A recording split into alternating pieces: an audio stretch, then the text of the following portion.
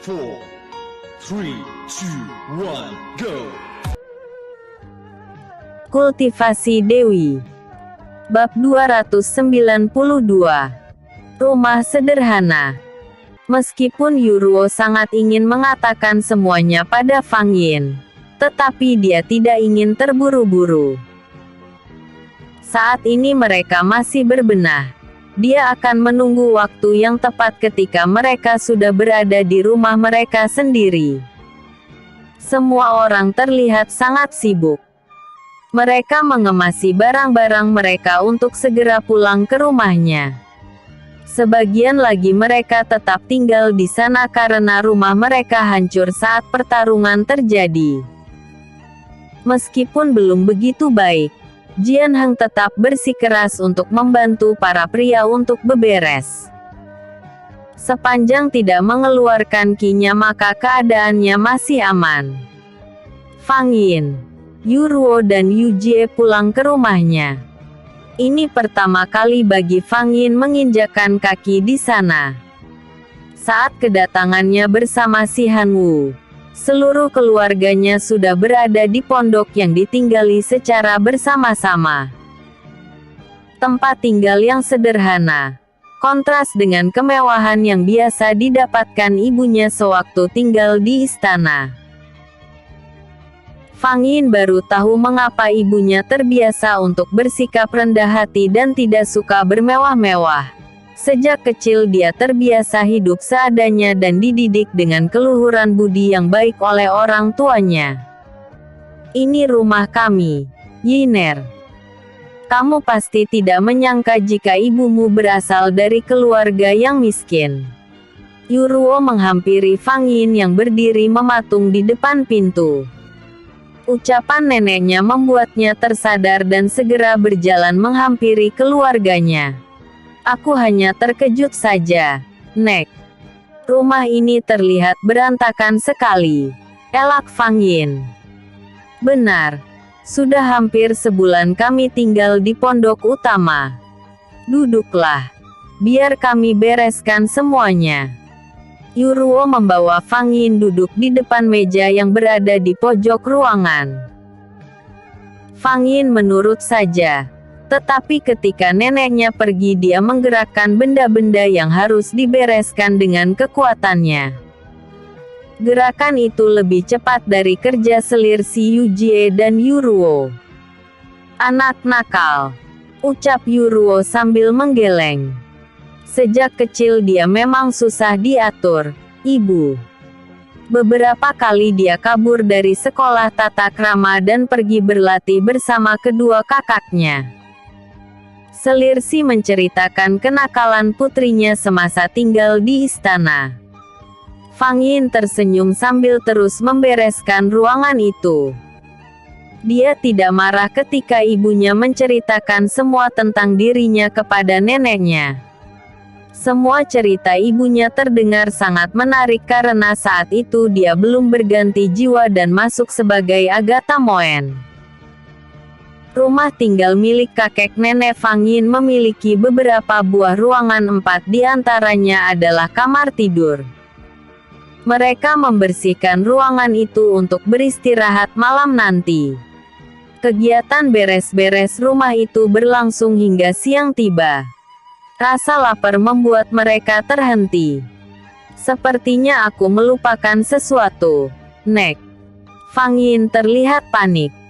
Apa yang kamu cemaskan, Yiner? Yuruo dan selir si saling berpandangan. Mereka baru saja selesai bersih-bersih dan sebelumnya mereka menemukan beberapa bahan makanan yang masih tersisa di rumahnya. Fang Yin menggerakkan tangannya ke depan dengan telapak tangan yang membuka ke bawah.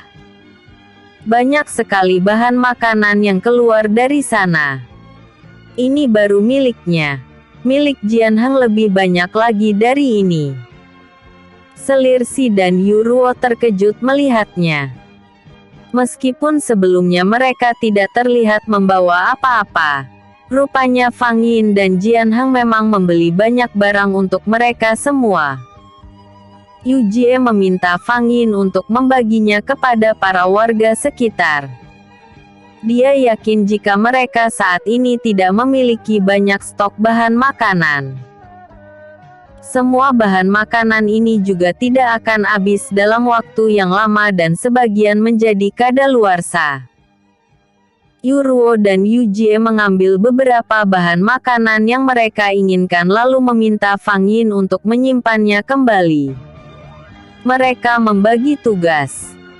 Keduanya akan memasak dan Fang Yin pergi membagikan bahan makanan itu untuk penduduk Gunung Perak. Fang Yin mendatangi satu persatu rumah penduduk Gunung Perak dan memberikan bahan makanan yang cukup untuk mereka makan selama beberapa hari. Mereka memiliki waktu untuk beristirahat, tidak bekerja selama masih ada bahan makanan di rumahnya. Saat dalam perjalanannya, Fang Yin bertemu dengan Jian Heng. Mereka saling mengobrol untuk mendiskusikan tentang pembagian bahan makanan yang ada di tangan keduanya. Untuk hari ini, bahan makanan milik Jian Heng tidak perlu untuk dibagi. Mereka akan membaginya beberapa hari ke depan setelah bahan makanan dari Fang Yin diperkirakan habis.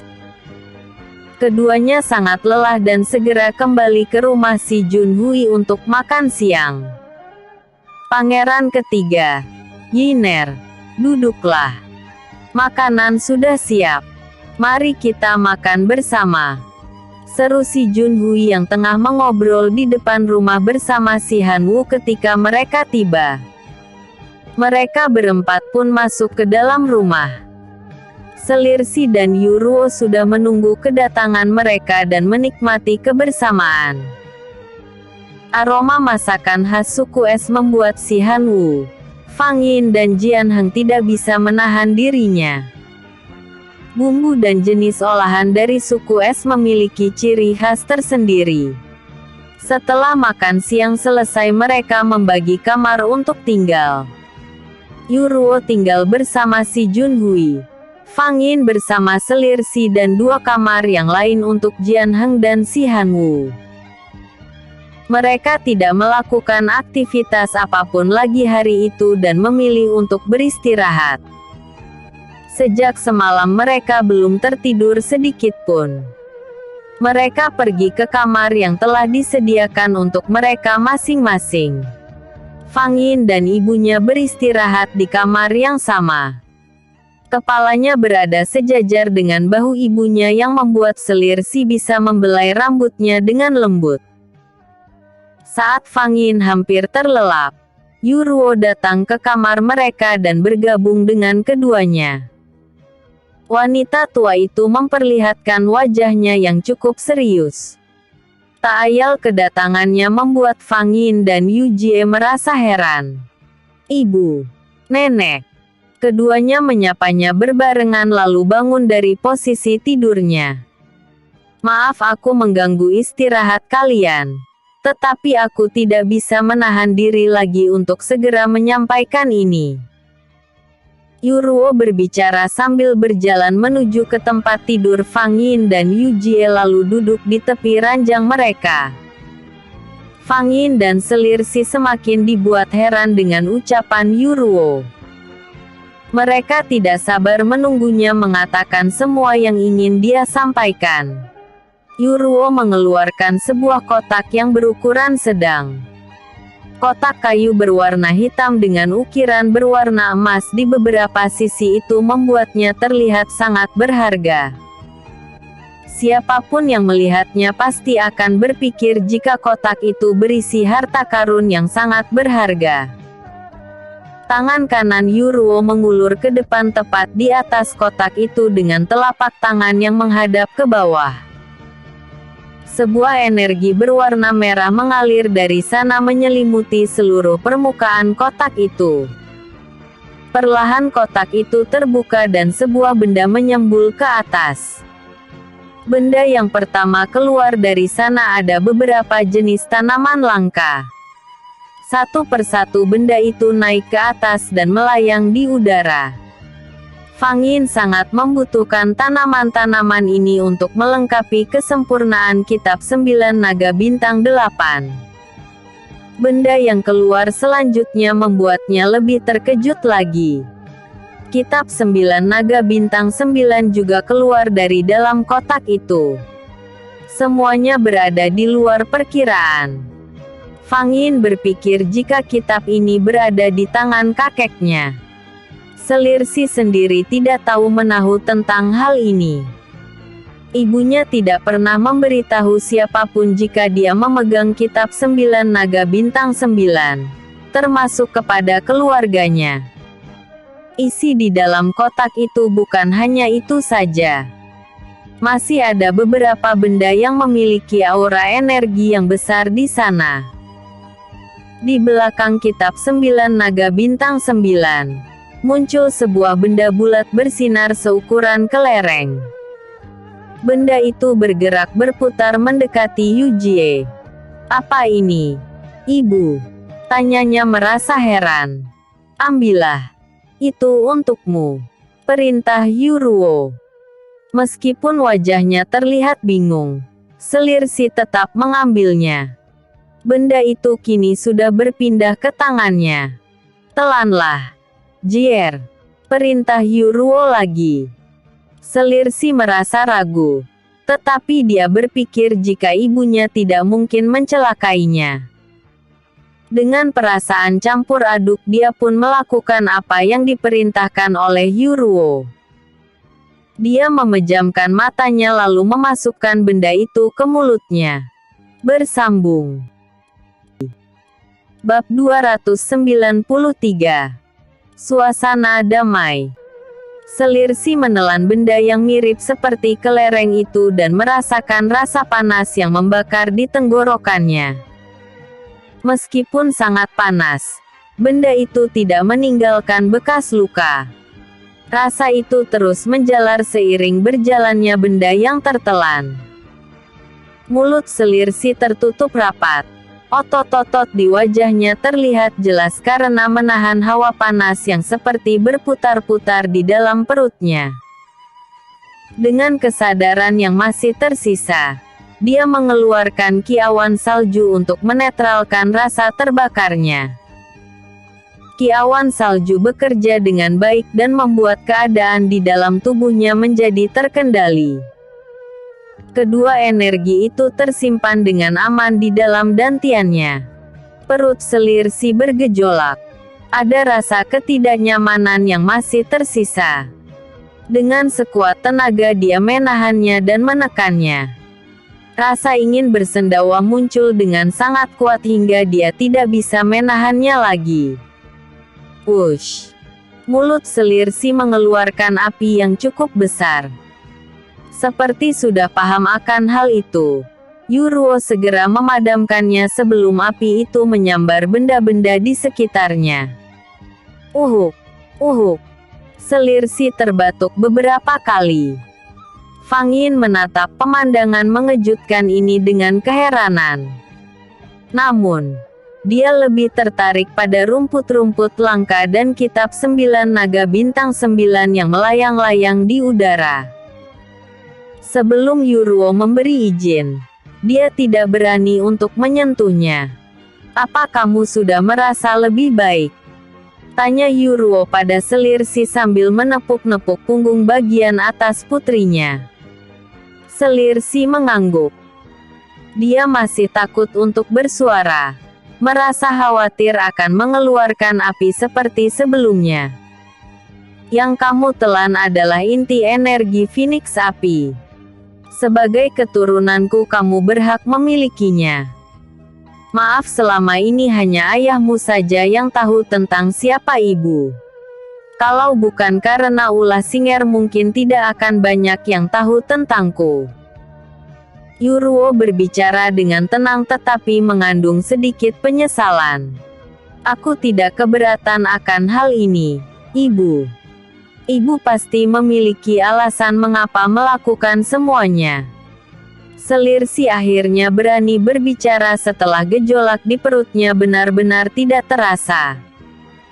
Yu Ruo beralih menatap Fang Yin yang sejak tadi tertegun melihat nenek dan ibunya. Meskipun dia telah sering menelan inti energi dan inti roh, tetapi dia begitu tertarik saat melihat orang lain yang melakukannya. Terlebih lagi dia adalah ibunya sehingga membuatnya terlihat sangat istimewa. Iner, kamu boleh mengambil semua benda ini. Aku tahu jika kamu sangat membutuhkannya. Ucapan Yuruo membuat Fang Yin sangat terharu. Sebelum dia mengambil seluruh benda-benda itu, dia menghambur ke dalam pelukannya. Kemudian dia juga memeluk ibunya. Aku harus membersihkan nama ibuku dan mengambil kembali kekaisaran benua timur. Setelah aku memiliki seluruh kitab 9 naga, Dewi Naga di tubuhku akan bangkit dan menjadi sempurna. Namun, aku harus kembali mengambil orang-orang yang kukenal untuk menjadi sekutu. Sebuah penyerangan membutuhkan pasukan yang tidak sedikit. Selirsi menatap putrinya penuh keharuan. Dia kembali memeluknya. Sulit dia bayangkan berapa banyak luka dan penderitaan yang dialami oleh Fang Yin untuk sampai di titik ini. Meskipun jalannya masih panjang, Selirsi percaya jika putrinya itu akan berhasil. Yuruo juga merasakan hal yang sama. Dia pun mengangguk bangga pada cucunya itu. Sayangnya sebagai ras Phoenix api wanita, dia hanya bisa melahirkan keturunan seorang wanita saja hingga 2 generasi yaitu Si Yujie dan Fang Yin. Namun, generasi setelah Fang Yin akan lahir jenis kelamin pria dari ras Phoenix api meskipun presentase kemurniannya sangat kecil. Fang Yin menyimpan seluruh pemberian Yuruo. Setelah ini dia akan membuat pil dari tanaman langka itu. Tubuhnya memerlukan itu sebelum menyerap kitab 9 naga bintang 9. Semuanya sudah tertulis di dalam kitab sebelumnya dan harus dia lakukan. Agenda hari ini tetaplah harus beristirahat. Yuruo meninggalkan Selirsi dan Fang Yin kembali ke kamarnya sendiri. Selirsi terlihat sedang memikirkan sesuatu. Matanya sulit terpejam meskipun sebenarnya dia sangat mengantuk.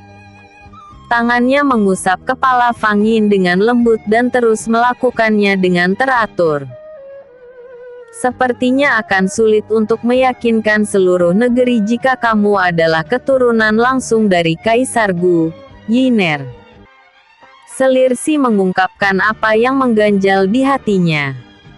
Fang Yin menegakkan kepalanya dan menatap ibunya itu dengan lembut. Hal ini juga pernah dia rasakan sebelum dia bertemu dengan ketua lama Sekte 9 Bintang dan Gu Tianfeng. Keduanya memiliki kemampuan untuk melihat darah murni Kaisar Gu di dalam tubuhnya. Ibu tidak perlu khawatir. Aku mengenal seorang anggota klan Gu dan sahabat ayah yang sangat tahu jika di tubuhku mengalir darah klan Gu. Selirsi merasa terkejut dengan ucapan Fang Yin. Setahunya seluruh klan Gu telah terbunuh saat pemberontakan Kaisar Ning. Maaf ibu, aku masih merahasiakan orang itu. Aku takut jika seseorang akan mengetahuinya dan memburunya. Di hari penyerangan, aku akan membawa mereka menjadi saksi yang akan membuat nama kita bersih kembali. Fang Yin masih ingin merahasiakan identitas keduanya termasuk kepada keluarganya dan orang-orang terdekatnya. Aku percaya padamu, Yiner. Sekarang aku menjadi lebih tenang. Selirsi membetulkan tubuhnya lalu mencoba untuk terlelap. Tidak ada kekhawatiran lagi di wajahnya yang menghalanginya untuk beristirahat. Gunung Perak terlihat tenang dan damai. Tidak ada ketakutan dan ketegangan seperti yang terjadi beberapa minggu ini. Keadaan di sana semakin ramai dengan kehadiran suku Gletser yang kembali bergabung menjadi suku es. Tidak ada ruangan khusus untuk meramu obat di tempat tinggal keluarga Fang Yin. Malam ini dia akan membuat pil itu di gudang penyimpanan yang berada di belakang rumah kakek neneknya. Ada tempat kosong di sana yang bisa digunakan. Fang Yin tidak merasa keberatan dengan keberadaan keluarganya yang ingin melihatnya bekerja malam itu. Mereka ingin melihat kehebatan Fang Yin. Secara turun-temurun keluarga si Junhui adalah seorang ahli alkimia. Tidak heran jika selir Si dan Si Hanwu juga memiliki itu. Fang Yin membuat pil dengan sangat hebat. Teknik pengaturan api dan pemurniannya terlihat sangat sempurna. Pil yang dihasilkan menjadi sangat bagus karena bahan-bahan yang digunakan diperlakukan seperti yang seharusnya. Apakah kamu yang mengajarkan ini? Tanya si Junhui pada si Hanwu. Aku saja baru tahu jika Yiner memiliki kemampuan ini. Teknik yang dia lakukan sedikit berbeda dengan yang biasa aku gunakan. Si Hanwu tidak merasa mengajarkan teknik alkimia pada Fang Yin. Yiner sudah memiliki kemampuan ini sejak tinggal di Sekte 9 Bintang bersamaku. Di sana kami sering berlatih bersama di sebuah ruangan khusus yang ada di dalam villa milikku. Jelas Jian Heng. Berita ini terdengar mengejutkan bagi keluarga Fang Yin. Mereka tidak tahu jika Jian Heng sudah mengenal Fang Yin sejak lama. Si Junhui bertanya banyak hal pada Jian Heng tentang pengalaman keduanya selama tinggal di Sekte 9 Bintang. Lagi-lagi mereka terkejut saat mendengar kenyataan lain di mana Fang Yin mampu merebut hati ketua lama dan orang-orang yang berada di dekatnya. Proses pembuatan pil yang dilakukan oleh Fang Yin telah selesai. Tetapi dia membutuhkan tempat yang tenang untuk mempelajari kitab 9 Naga Bintang 9. Apa rencanamu setelah ini, Yiner? Tanya Yuruo. Yuruo dan Yu Jie yang sejak awal pembuatan pil telah berdiri di belakangnya. Melihat proses itu telah berakhir, keduanya bertanya tentang apa yang akan dilakukan oleh Fang Yin selanjutnya. Fang Yin menyimpan pil dan tungku yang telah selesai digunakan lalu berbalik menatap ibu dan neneknya.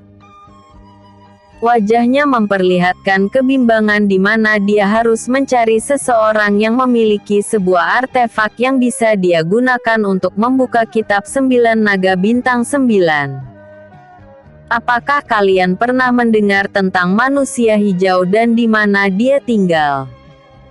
Tanya Fang Yin kepada ibu dan neneknya.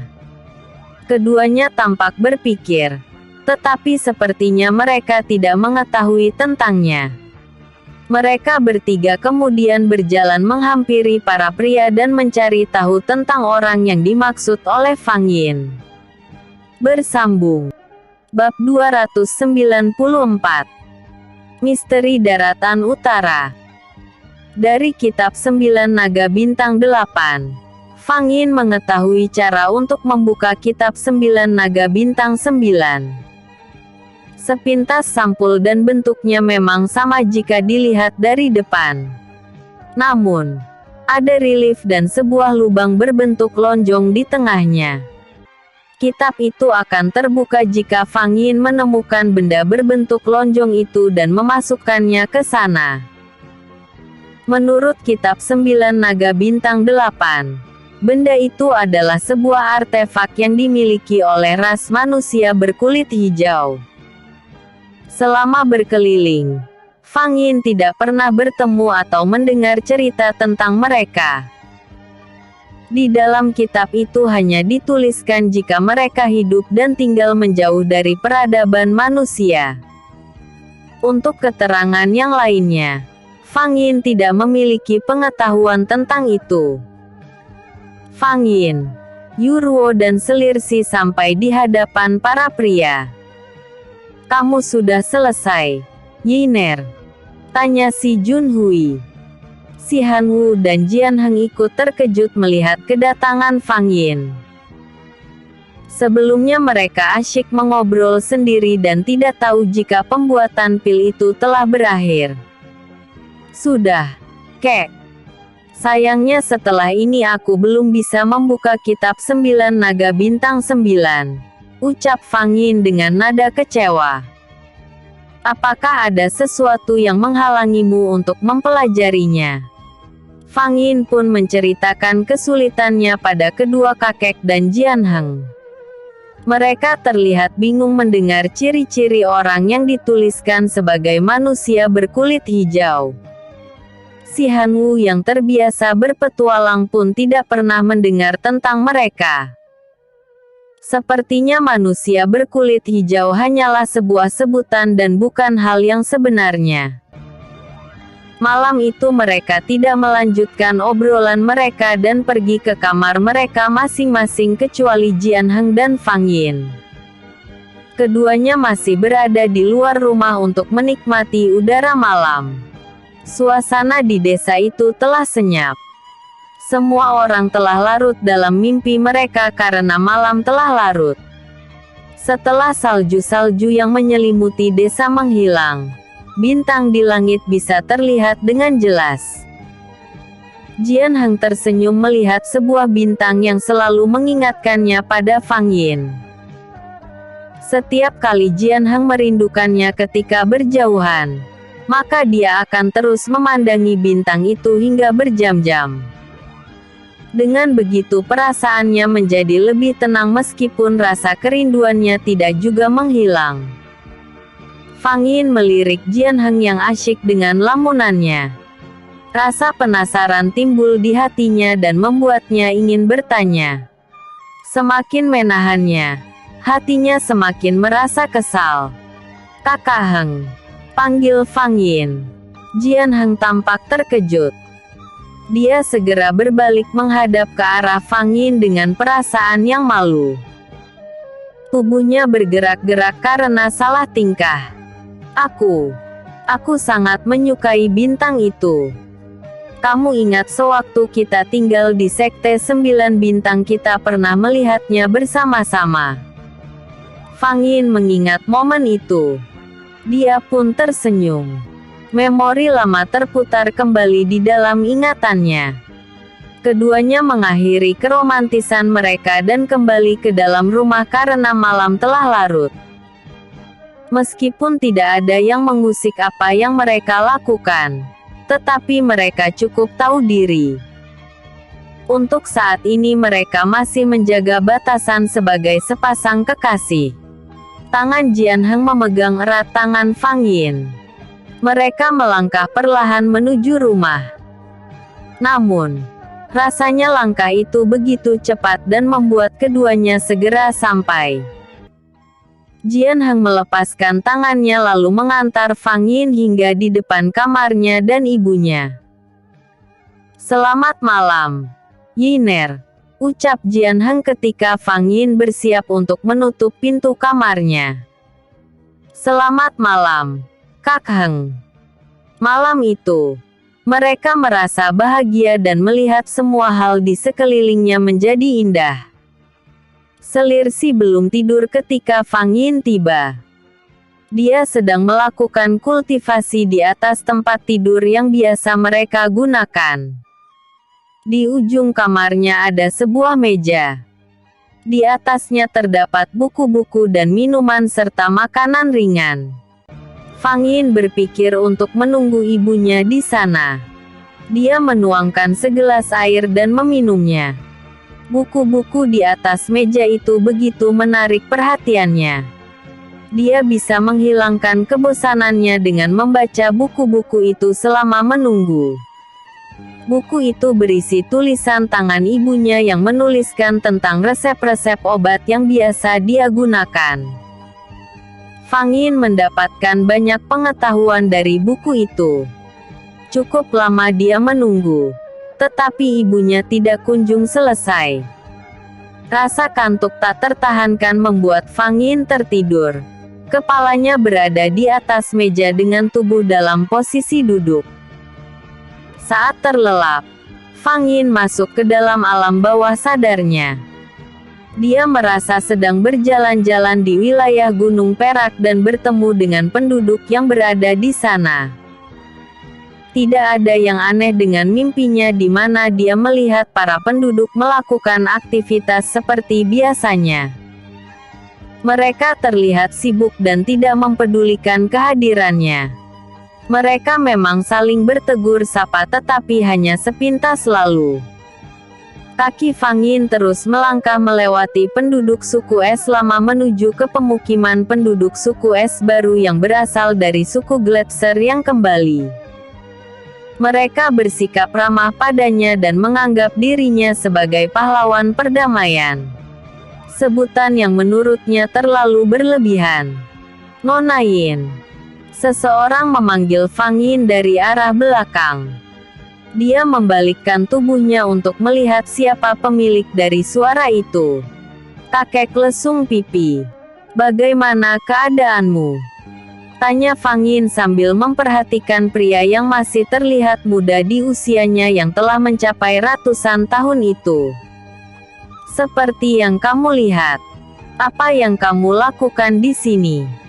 Wajahmu terlihat seperti sedang menyimpan beban. Fang Yin meraba wajahnya dengan konyolnya lalu membetulkan cadarnya. Dia merasa tidak ada yang aneh dengan wajah dan penampilannya. Menurutnya beban yang dimaksud oleh Guan Xing adalah ketidakceriaannya. Aku biasa saja, kek. Tidak ada beban seperti yang kakek pikirkan. Guan Xing tersenyum layaknya seorang pakar ekspresi yang mencoba dibohongi. Di matanya, Fang Yin adalah objeknya. Aku bisa mendeteksi perasaan seseorang dengan melihat sorot matanya. Penglihatanku akan hilang jika kamu menutup matamu. Fang Yin mencoba untuk menutup matanya tetapi pikirannya tidak kosong. Terlintas dalam pikirannya di mana dia merasa kesulitan untuk mendapatkan informasi tentang keberadaan manusia hijau. Alhasil, ekspresi wajahnya malah semakin memburuk setelahnya dan semakin menunjukkan jika dia memiliki beban. Namun, dia tidak ingin mengatakan masalahnya pada Guan Xing. Tidak masalah jika kamu tidak ingin jujur. Kamu tidak perlu khawatir karena aku tidak bisa membaca pikiran atau isi hati seseorang. Teruskan perjuanganmu, Nona Yin. Aku akan berdiri di belakangmu untuk membantu. Terima kasih, kakek lesung pipi. Langit di dunia mimpi Fang Yin tiba-tiba berubah menjadi gelap. Angin yang semula tenang bertiup sangat kencang. Ada badai. Ada badai. Teriak penduduk Gunung Perak yang berlarian menuju ke tempat tinggal mereka masing-masing. Semua orang pergi mencari tempat berlindung dan berkumpul bersama keluarganya. Hanya tinggal Fang Yin dan Guan Xing yang tetap bertahan di luar. Keduanya merasa keadaan alam yang tiba-tiba berubah bukanlah pertanda baik. Fang Yin merasakan kekuatan yang besar pada jarak yang cukup jauh. Perubahan cuaca yang terjadi hanyalah efek dari kekuatannya saja. Ada sebuah kekuatan yang sangat besar bangkit dari arah utara, ucap Fang Yin dengan suara lirih. Meskipun sangat pelan suara itu bisa didengar dengan jelas oleh Guan Xing. Wajahnya terlihat tegang saat mendengar arah dari mana kekuatan besar itu berasal. Keluarganya masih tinggal di wilayah daratan utara yang penuh misteri. Tujuannya menyerang dan menguasai Gunung Perak adalah untuk membawa mereka kembali ke tempat ini dengan selamat. Keluargaku ada di sana. Daratan utara bukan tempat yang aman. Ada banyak makam kuno yang ada di sana dan beberapa misteri yang belum terpecahkan. Fang Yin menatap Guan Xing dalam. Berharap salah satu misteri itu adalah misteri tentang manusia hijau. Apakah ada misteri tentang manusia hijau di sana? Tanya Fang Yin penuh harap. Guan Xing terlihat beku. Wajahnya menjadi pucat seakan melihat sesuatu yang menakutkan di hadapannya. Di daratan utara sangat tabu untuk menggunakan pakaian atau atribut berwarna hijau. Ada sebuah suku yang sangat menyukai warna itu. Orang yang menggunakan atribut warna hijau tiba-tiba akan menghilang secara misterius. Dari mana kamu tahu? Orang-orang merasa tabu menyebutkan nama mereka. Bahkan tidak ada yang berani untuk menggunakan atribut warna hijau di daratan utara. Tidak salah lagi. Aku harus segera ke sana. Gumam Fang Yin dalam hati lalu segera melompat ke udara. Tunggu. Nona Yin. Guan Xing menyusulnya terbang. Keadaan tiba-tiba berubah. Alam di sekelilingnya menjadi gelap dan tubuhnya berguncang. Sayup-sayup dia mendengar suara seorang wanita memanggil namanya. Suara itu semakin jelas dan begitu familiar di telinganya. Iner, Iner, bangunlah. Sayang, kamu tidak bisa tidur seperti ini. Panggil Selirsi. Fang Yin membuka matanya perlahan. Kepalanya masih terasa berat ketika terbangun saat sedang nyenyak tertidur. Mulutnya bergerak-gerak menahan kantuk dengan wajah yang masih setengah sadar. Sudah pagikah? Tanya Fang Yin sambil menggaruk-garuk pipinya. Pemandangan yang sangat lucu bagi Selirsi. Belum. Tadi kamu tertidur di atas meja. Ayo kita tidur di tempat tidur. Selirsi membantu putrinya berdiri dan berjalan ke tempat tidur mereka. Malam baru mendekati pertengahan sehingga masih cukup banyak waktu untuk mereka kembali beristirahat. Fang Yin tidak menceritakan mimpinya barusan kepada ibunya dan memilih untuk melanjutkan tidurnya.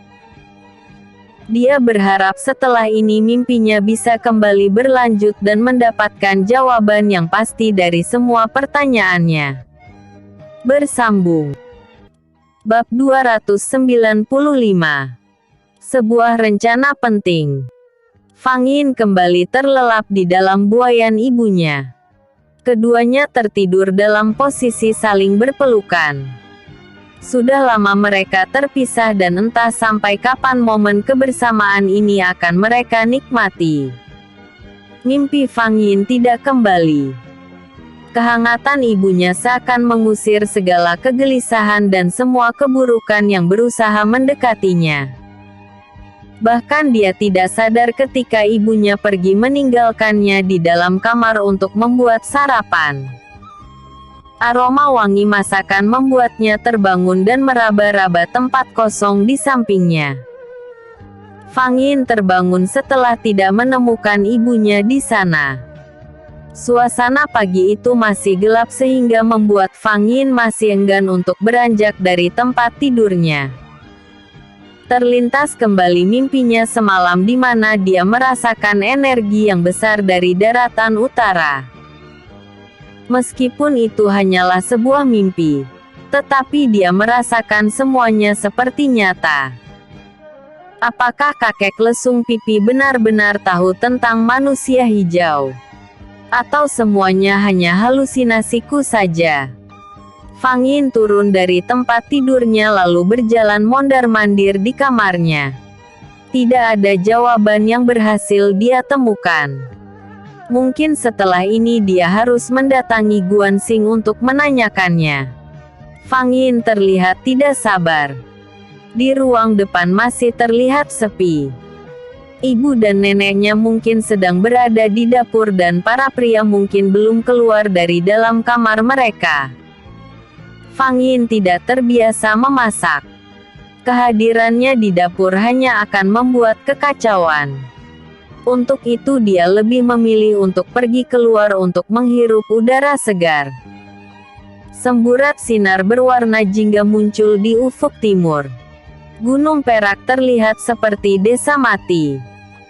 Belum ada tanda-tanda kehidupan karena belum ada seseorang yang beraktivitas di luar rumah.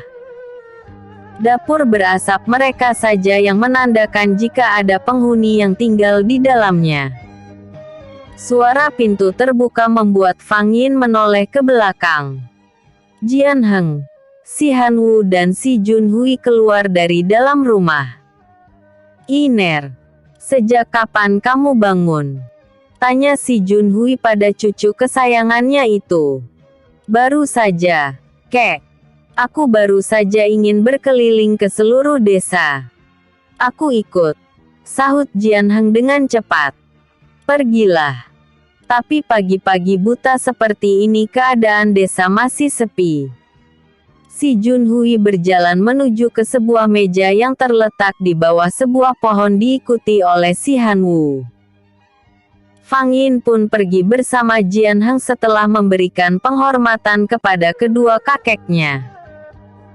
Mereka kemudian berjalan meninggalkan tempat itu menuju ke arah pemukiman baru yang belum selesai dibangun. Rumah-rumah itu sudah ditinggali meskipun baru 70% jadi. Ada beberapa yang berpenghuni. Ada pula yang dibiarkan kosong.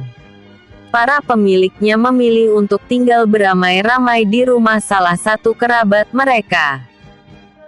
Suasana perlahan menjadi terang sehingga keberadaan Fang Yin dan Jian Heng bisa terlihat dengan jelas. Mereka menyapa keduanya dengan penghormatan. Keadaan ini mirip seperti yang terjadi di dalam mimpinya, bedanya saat ini ada Jian Heng bersamanya. Keduanya berjalan berkeliling di pemukiman baru bagi suku Gletser yang kembali menjadi bagian dari suku es. Fang Yin mencari-cari sosok Guanxing yang belum terlihat. Dia membandingkan keadaan pagi ini dengan suasana yang terjadi di dalam mimpinya. "Kamu terlihat gelisah, Yiner. Apakah kamu sedang ada masalah?" tanya Jian Heng melihat ekspresi wajah Fang Yin yang gelisah. Fang Yin gelagapan mendengar pertanyaan Jian Heng. Tidak mungkin dia mengatakan cerita tak berdasar yang dia alami dalam mimpinya. "Selamat pagi, Pangeran Ketiga." "Selamat pagi, Nona Yin." Guanxing tiba-tiba muncul dan menyapa keduanya. Bola mata Fang Yin membulat sempurna. Tubuhnya merasa gemetar dan bergerak perlahan menoleh ke arah pemilik suara. Lagi-lagi keadaan ini sangat mirip dengan yang terjadi dalam mimpinya. Fang Yin membalas penghormatan yang sama untuk Guanxing dengan gerakan saja. Mulutnya seakan terkunci karena masih dikuasai oleh perasaan tak biasa. Kening Jian Heng berkerut dengan salah satu alisnya terangkat ke atas. Sikap Fang Yin yang aneh membuatnya berpikir tentang apa penyebabnya.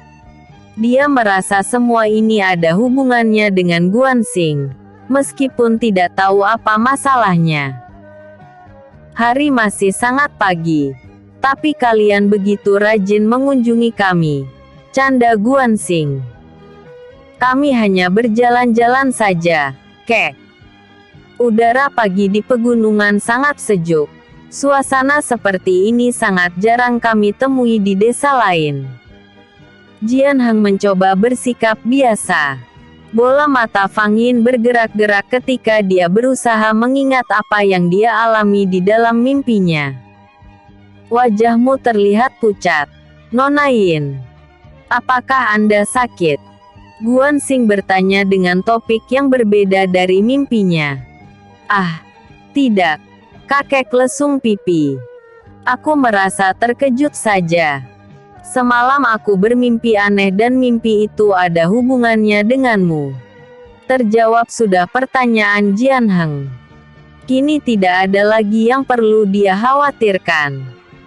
Mimpi bukanlah hal yang nyata, tetapi sikap aneh Fang Yin masih menyisakan rasa penasaran juga. "Mimpi." Guanxing mengernyitkan dahinya hingga kedua alisnya bertaut. Fang Yin kemudian menceritakan apa yang dia ingat tentang badai yang datang tiba-tiba dan ketakutan yang diakibatkan olehnya. Di dalam mimpinya semua yang terjadi karena kebangkitan kekuatan sosok misterius yang mendiami daratan utara. Fang Yin juga mengatakan jika makhluk ini ada hubungannya dengan manusia hijau yang tabu untuk dibicarakan. Sayangnya Fang Yin tidak tahu kelanjutan mimpinya karena menjelang keberangkatannya ke daratan utara dia terbangun. Guanxing terlihat berpikir setelah mendengar cerita Fang Yin. Ada sebagian yang benar dari mimpi itu tetapi sebagian lain masih misteri.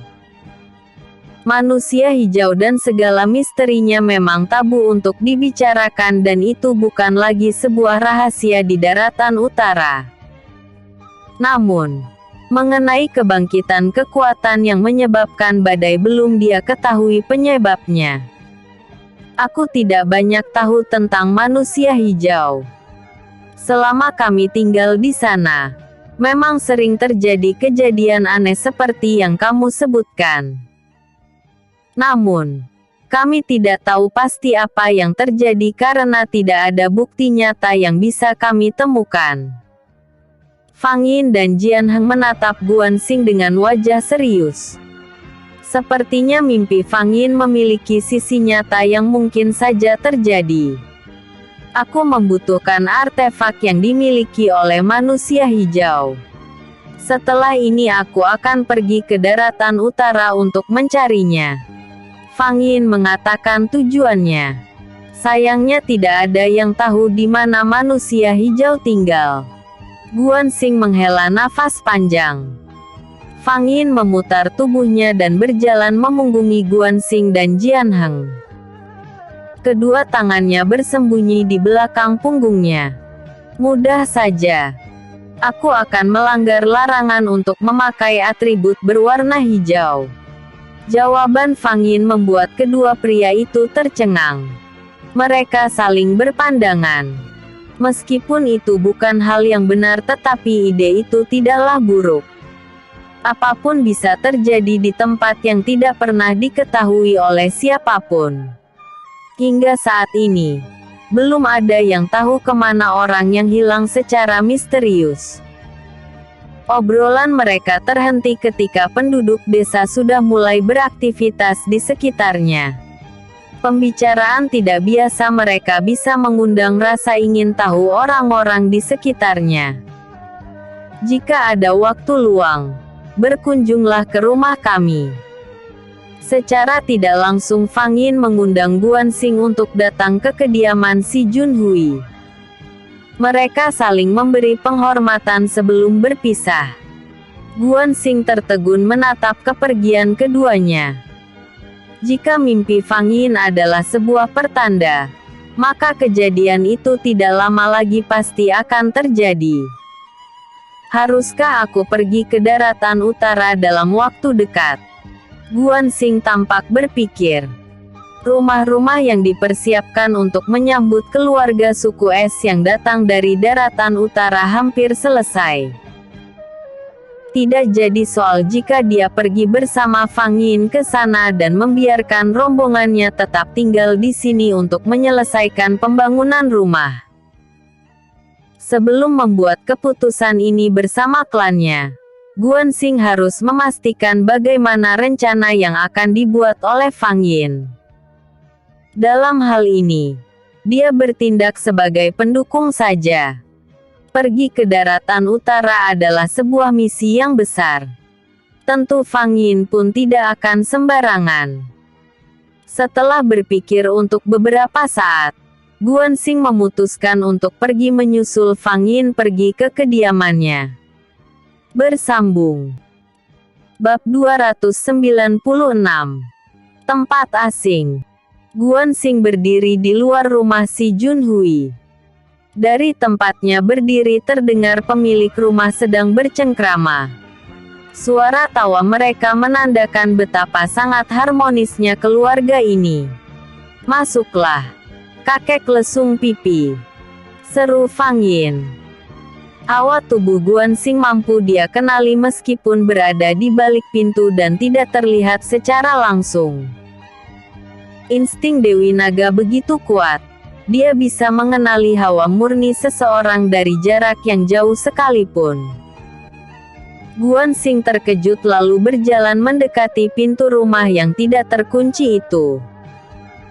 Dari dalam rumah, muncul Yuruo yang membukakan pintu untuknya. "Masuklah, Singer." "Terima kasih," jawab Singer sambil memberikan penghormatan untuk Yuruo lalu berjalan melewatinya. Yuruo menutup pintu lalu kembali bergabung bersama keluarganya yang sedang bersiap untuk pergi ke ruang makan. Mereka meminta Guansing untuk pergi ke ruang makan bersama mereka. "Singer, sepertinya kamu datang tidak hanya untuk sekedar berkunjung. Apa kamu ingin menyampaikan sesuatu?" tanya si Junhui. "Aku yang mengundangnya untuk datang, Kek. Ada beberapa hal yang ingin aku bicarakan dengannya. Masalah ini ada hubungannya dengan manusia hijau." Semua orang menatap Fang Yin dengan reaksi yang berbeda-beda. Mereka menyelesaikan makan pagi dengan cepat lalu kembali ke ruang utama untuk berbincang-bincang. Fang Yin menjelaskan semuanya kepada keluarganya tentang rencananya. Rencana yang cukup beresiko.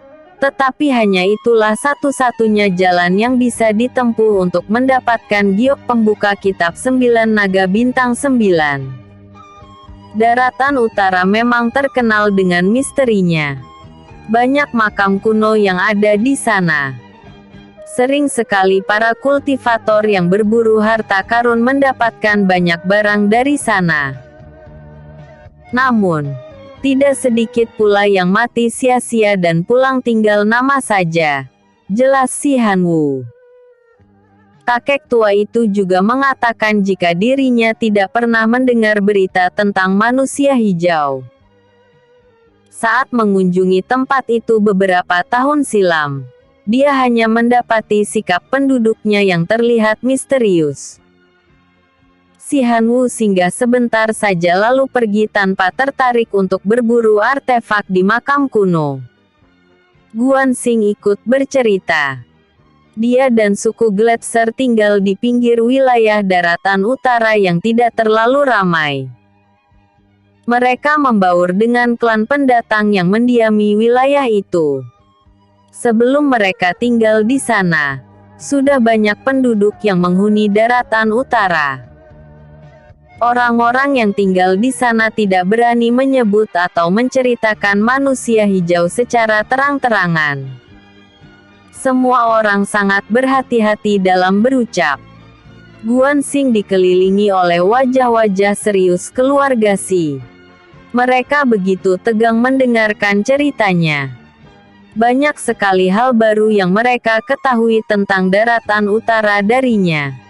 Sangat misterius. Jadi itu alasanmu untuk menyerang rumahmu sendiri. Dasar anak bodoh. Seharusnya kamu bicara baik-baik pada kami.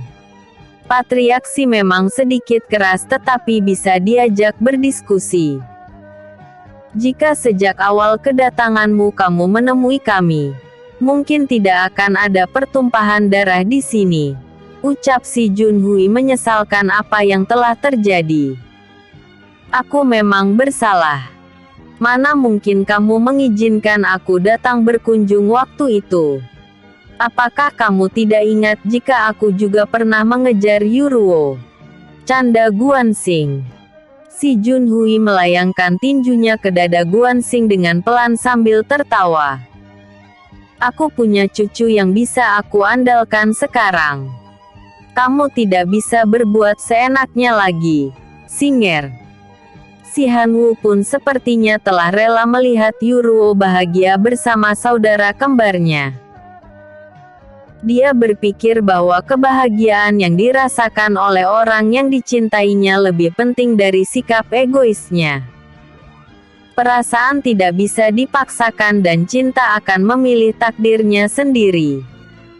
Setelah obrolan yang panjang, Fang Yin dan Guansing sepakat untuk pergi ke daratan utara 2 hari lagi. Mereka pergi bertiga bersama Jian Heng, Sedangkan si Han Wu menggantikan tugas Guanxing untuk sementara, di mana dia harus tinggal di tengah-tengah suku es baru. Meskipun matanya buta, tetapi kemampuannya bisa dikatakan melebihi manusia normal. Dengan keberadaan si Han Wu, maka anak buah Guanxing akan merasa tenang. Mereka tidak akan kehilangan sosok pemimpin yang pergi untuk menjemput keluarga mereka. Bahan bangunan untuk menyelesaikan rumah mereka belum tercukupi. Patriarki sedang mengutus beberapa penduduk desa untuk mencarinya keluar wilayah Gunung Perak. Selama 2 hari, Fang Yin dan Jian Heng sering menghabiskan waktu bersama Guanxing untuk menggali banyak hal tentang daratan utara. Mereka mempelajari semua hal hingga yang paling kecil. Kebersamaan mereka membuat ketiganya menjadi lebih akrab. Kedekatan emosional juga terbangun di antara mereka dan sepakat untuk saling bekerja sama selama berada di daratan utara. Awalnya Guanxing merasa takut untuk masuk ke dalam wilayah manusia hijau. Namun, setelah melihat semangat dan keberanian Fang Yin, dia berubah pikiran. Mereka bertiga sepakat untuk melanggar larangan manusia hijau dan berharap untuk ditangkap dan dibawa ke tempat mereka. Sebagai seorang ibu, Selirsi sangat mengkhawatirkan Fang Yin. Dia terpaksa merelakan kepergiannya karena tidak memiliki cara lain untuk mendapatkan giok pembuka kitab 9 naga bintang 9. Banyak sekali barang-barang yang dipersiapkan untuk putrinya. Segala macam obat serta peralatan yang dibutuhkan selama di sana, disediakan oleh Selirsi. Banyak sekali barang yang menurut Fang Yin tidak begitu penting. Tetapi dia tidak ingin mengecewakan ibunya dan tetap membawanya. Jian Heng mengeluarkan bahan makanan yang dia simpan dan meminta si Junhui untuk membaginya kepada penduduk sekitar. Belum tahu kapan dia akan kembali dari daratan utara. Perjalanan mereka mungkin tidak memerlukan waktu lama, tetapi tidak bisa diperkirakan berapa lama mereka akan berada di sana. Waktu berlalu begitu cepat. Hari keberangkatan pun tiba. Sebelum matahari terlalu tinggi, mereka pergi meninggalkan wilayah Gunung Perak. Seluruh warga Gunung Perak mengantarkan ketiganya hingga di perbatasan. Mereka tidak diberitahu tentang tujuan mereka sebenarnya. Penduduk Gunung Perak hanya tahu jika mereka pergi untuk menjemput suku Gletser yang akan pulang ke sana. Ketiganya pergi dengan berjalan cepat. Sepintas mereka terlihat sedang berjalan santai, tetapi langkah mereka menjadi sangat cepat. Dengan cara ini, mereka akan sampai di daratan utara sebelum matahari terbenam. Keinginan kuat mereka membuat keadaan menjadi mudah. Tidak ada hambatan yang berarti di dalam perjalanan mereka. Selama perjalanan, mereka hanya berhenti sekali untuk membuka perbekalan dan memakannya. Mereka tidak beristirahat terlalu lama karena ingin segera sampai di daratan utara sebelum malam tiba. Cuaca panas di musim gugur tidak menyurutkan langkah mereka hingga tempat yang mereka tuju sudah terlihat di kejauhan. Daratan utara berada tepat di bawah pagoda itu, tunjuk Guanxing. Jarak antara tempat mereka berdiri sekarang dengan pagoda yang ditunjukkan oleh Guanxing sekitar 5 kilometer. Matahari masih berada di ketinggian dan butuh sekitar 2 hingga 3 jam lagi untuk tenggelam. Mereka bisa sedikit bersantai dan memperlambat langkah mereka. Kakek lesung pipi. Apakah di daratan utara ada penjual makanan enak? Tanya Fang Yin konyol. Tentu saja. Tetapi jangan harap penjualnya akan bersikap ramah padamu. Mereka sangat kaku dan memiliki sikap yang dingin terhadap siapapun. Kau ini ada-ada saja, Yiner. Apa pentingnya makanan enak atau tidak? Selagi kita lapar kita bisa memakan apapun dengan lahap. Jian Heng menghela napas panjang. Aku pikir di tempat seram tidak ada makanan. Ucapan Fang Yin membuat Guan Xing dan Jian Heng tertawa. Meskipun terlihat seram, mereka tetaplah manusia yang memiliki rasa lapar. Gadis konyol, ucap Guan Xing. Mereka bertiga kembali tertawa bersama. Namun, sesuatu keadaan yang aneh membuat ketiganya harus berhenti. Saat ini mereka berada sekitar 1 kilometer dari wilayah daratan utara. Langit yang semula cerah tiba-tiba menjadi gelap. Awan hitam disertai dengan kilat menyelimuti langit. Sebenarnya malam belum datang tetapi sore itu terlihat seperti malam hari. Perbedaan tekanan udara di sekeliling mereka mengakibatkan pusaran angin muncul di beberapa tempat. Pusaran angin sebagian menjadi besar dan sebagian lagi menghilang terlibas oleh gelombang pusaran yang lebih besar. Kejadian ini mirip dengan keadaan yang aku lihat di dalam mimpi. Apakah ada kekuatan besar yang benar-benar akan bangkit di balik peristiwa ini? Fang Yin memejamkan matanya mencoba merasakan aura energi yang menyebabkan kekacauan ini. Guan Xing dan Jian Heng saling berpandangan lalu kembali menatap Fang Yin dengan serius. Keduanya tidak merasakan apapun dan berpikir jika kejadian ini adalah murni sebagai kejadian alam. Fang Yin terdiam hingga beberapa saat. Setelah merasakan sesuatu yang besar muncul dari sebuah pusat energi, dia melompat ke udara. Jian Heng dan Guan Xing mengikutinya tanpa banyak bertanya. Tidak ada waktu untuk mengobrol santai lagi. Wajah serius Fang Yin membuat keduanya merasa segan untuk mengusiknya. Suara jerit ketakutan penduduk daratan utara terdengar di mana-mana. Mereka berlarian untuk mencari tempat berlindung dan meninggalkan aktivitas yang sebelumnya mereka kerjakan. Fang Yin mendarat pada sebuah tempat yang berada di ketinggian. Tempat itu terlihat seperti sebuah reruntuhan bangunan kuno. Dia berdiri di atas bongkahan batu yang besar seperti bagian atas sebuah pilar. Jian Heng dan Guan Xing berdiri di sampingnya. Mereka berdua mengikuti arah pandang Fang Yin yang melihat ke sebuah gerbang tua. Gerbang yang memiliki 2 pilar yang menyambung menjadi satu itu tidak menampakkan hal yang aneh.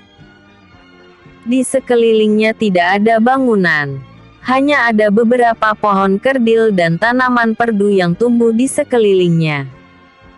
Sedangkan di bawah pilar gerbang terdapat tangga batu yang mulai rusak. Tangga itu cukup panjang. Mulai dari bagian bawah mereka berdiri hingga ke belakang pilar yang tertutup debu tebal yang bertebaran di udara. Angin kencang masih terus berhembus seperti akan terjadi badai. Debu dan dedaunan kering yang terangkat olehnya sangat mengganggu dan menghalangi jarak pandang. Yiner, apa yang sebenarnya terjadi? Tanya Jian Heng sambil menutup hidungnya dengan ujung bajunya. Aku tidak tahu. Ada sebuah upacara yang berlangsung di dimensi lain. Pilar itu adalah gerbang menuju ke sana. Tetapi tidak sembarang orang bisa melewatinya. Fang Yin menunjuk pilar yang sejak tadi dia lihat. Selama tinggal di daratan utara, Guan Xing sering melewati pilar itu. Tidak ada yang aneh dengannya dan tempat ini juga tergolong ramai. Letaknya yang berada di tengah-tengah pemukiman warga membuatnya sering dilewati. Tidak ada yang aneh dengan tempat ini. Aku biasa melewatinya, ujar Guan Xing. Fang Yin terlihat sedang berpikir. Dia ingin membuktikan jika energi yang besar itu benar-benar berasal dari tempat ini. Mantra pelindung yang menghalangi seseorang untuk masuk ke sana sangatlah kuat. Tidak heran jika orang-orang hanya menganggapnya sebagai tempat biasa. Sebuah cahaya berbentuk lingkaran pipih muncul dari telapak tangan Fang Yin. Di dalam lingkaran itu terdapat beberapa simbol yang hanya diketahui oleh pembuatnya. Itu adalah sebuah segel mantra yang dibuat oleh Fang Yin untuk mencoba menerobos segel pelindung yang terpasang di antara dua pilar. Setelah mencapai ukuran tertentu, Fang Yin melemparkan segel itu ke arah gerbang tua. Jian Heng dan Guan Xing tidak mengerti dengan apa yang dilakukan oleh Fang Yin. Mereka ingin melihat apakah pelindung tak terlihat itu benar-benar ada di sana. Lingkaran mantra pipi itu terus bergerak seperti cakra yang berputar. Ketiganya ingin melihat apa yang terjadi ketika cakra energi menyentuh pelindung gerbang tua. Duar.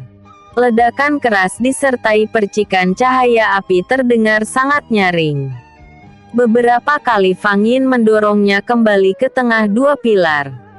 Namun, lagi-lagi ledakan itu kembali terdengar. Pada dorongan terakhir, sebuah energi dari tengah pilar menekan kuat sehingga segel mantra itu berbalik arah menuju kepada mereka. Fang Yin, Guan Xing dan Jian Heng melompat ke atas untuk menghindarinya. Segel mantra itu meledak pada batu tempat mereka berpijak sebelumnya dan membuatnya menjadi hancur. Benar-benar pelindung yang kuat, ucap Guan Xing merasa takjub. Sebelumnya dia tidak pernah berpikir ada dimensi lain di sana meskipun sebuah gerbang seperti ini identik dengan gerbang menuju ke dimensi lain. Kita harus waspada. Seseorang yang menghuni dimensi merasa terganggu dengan apa yang baru saja aku lakukan. Mereka berpikir jika aku bermaksud untuk mengganggu mereka. Fang Yin terlihat waspada. Apa? Pekik Jian Heng dan Guan Xing bersamaan. Mereka bertiga menanti kemunculan penghuni dimensi yang menurut Fang Yin sedang mengintai mereka. Maksud hati hanya ingin membuktikan adanya sebuah segel perlindungan. Tidak disangka semua itu menimbulkan permusuhan. Maaf. Aku terlalu gegabah. Sesal Fang Yin.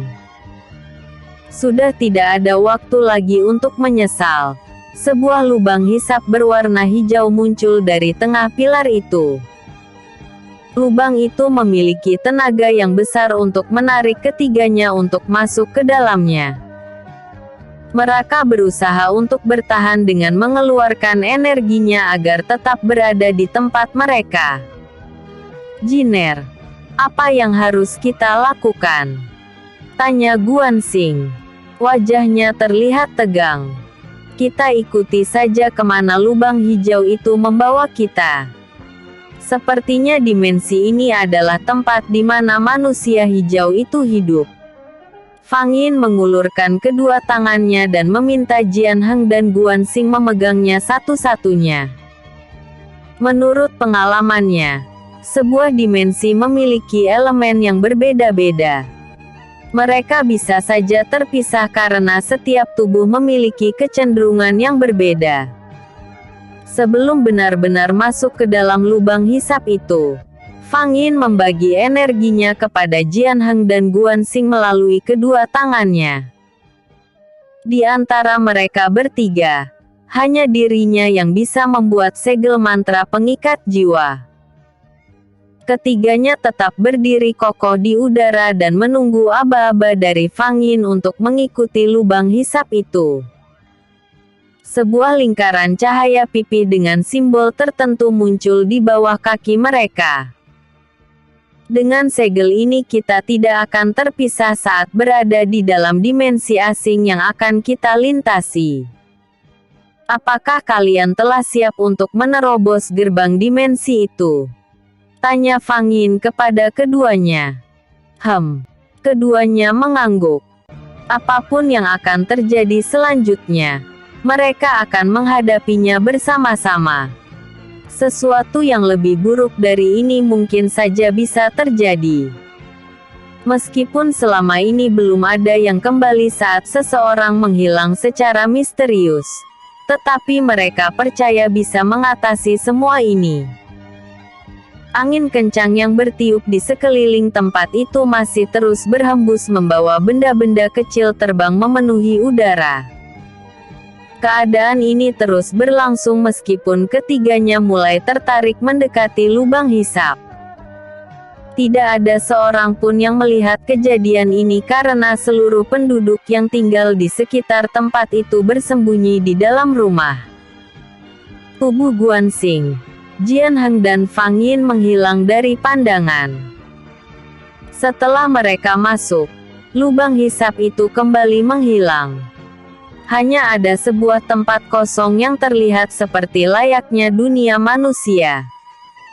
Fang Yin dan yang lainnya melintasi sebuah ruang gelap yang tidak menampakkan batas, tidak berdinding, tidak beratap, dan juga tidak berdasar. Sejauh mata memandang yang terlihat hanya kegelapan.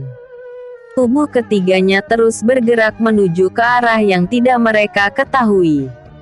Fang Yin merasakan kedua tangan pria-pria itu menjadi dingin. Meskipun tidak mengatakan apa-apa, dia tahu jika mereka mengalami ketakutan.